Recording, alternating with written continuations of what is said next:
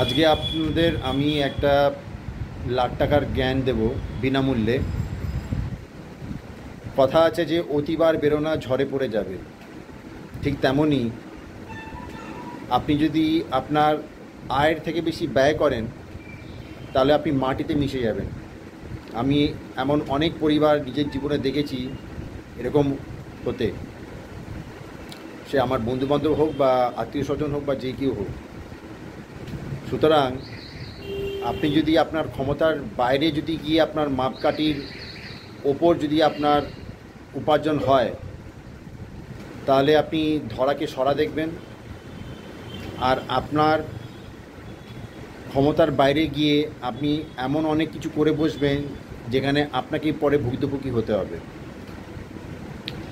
আর এতে কি হয়, যদি আপনারা না করেন, যদি আপনি একটা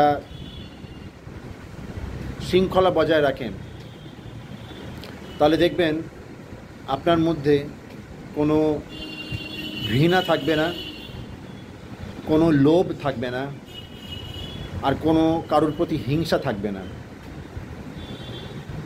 খুব দারুণ জিনিস এটা, যেটা বললাম আপনাকে, একটু ভেবে দেখবেন।